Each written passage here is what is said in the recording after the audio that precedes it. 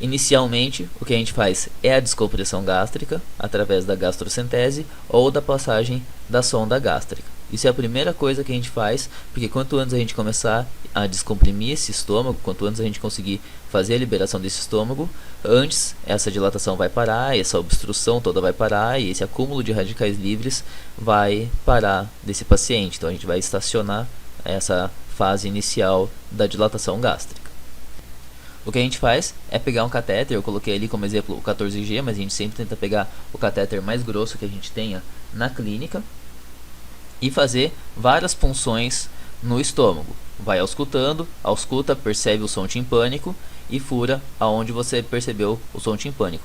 É necessário que seja sempre auscultado antes de bater qualquer catéter, porque um detalhe muito importante que vocês têm que lembrar é que no estômago fica preso o baço. Existe o ligamento, né, gastroesplênico, então quando o estômago roda, o baço roda junto. Então existem algumas regiões em que a gente vai fazer a percussão e não vai perceber o som timpânico, pode perceber um som maciço. Significa que a gente está batendo em cima do baço. Se você furar, você vai causar uma hemorragia nesse paciente, vai piorar a situação dele. Então tem que perceber, ter certeza onde é o som timpânico e daí furar com o catéter. Quando você fura, você vai fazer com que todo o gás que esteja ali dentro do estômago comece a sair para o ambiente. A gente faz vários furos, normalmente uns 5, 6 furos ao longo do estômago para facilitar o esvaziamento, esvaziar mais rápido do que com um único catéter. E a sonda orogástrica também é uma opção que a gente tem no lugar da gastrocentese, em que a gente vai passar uma sonda, a mais grossa que a gente tiver, normalmente da largura do esôfago, da largura, por exemplo, de uma mangueira de jardim ali, para conseguir, ou às vezes até mais grossa, para conseguir fazer com que ela chegue até o cárdia e entre no estômago, consiga atravessar, passar pelo cárdia e a partir daí o conteúdo do estômago conseguir sair pela sonda para fora do paciente e fazer a descompressão. Administrando a fluidoterapia nesse paciente, é importante que a gente sempre faça 2 vias para ter uma infusão mais rápida e uma reposição mais rápida de fluido desse paciente. E, como é uma situação de emergencial, a gente vai fazer a fluidoterapia de reposição de emergência. Então, 90 ml por quilo de 30 a 60 minutos.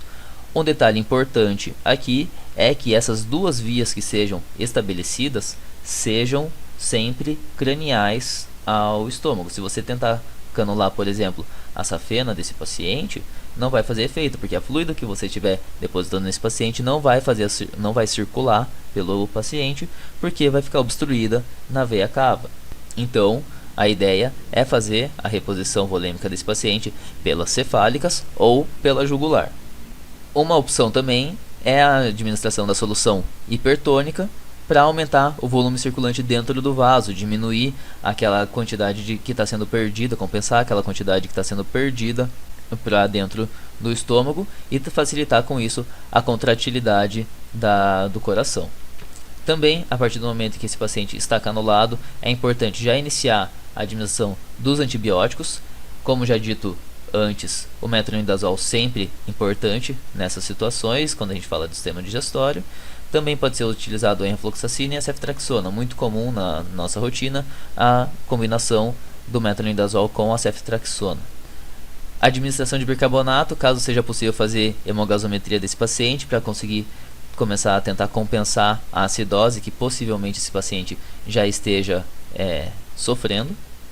Monitorar arritmias que esse paciente possa já estar começando a desenvolver, como a gente tinha visto anteriormente. Caso isso esteja acontecendo, uma das maneiras de fazer o controle é a administração de lidocaína e o tratamento cirúrgico, que vai daí se dar inicialmente pela descompressão gástrica completa, fazendo a toracocentese através da laporotomia, que daí a gente vai perfurar diretamente o estômago após o abdômen estar aberto e daí sim conseguir fazer o completo esvaziamento desse estômago.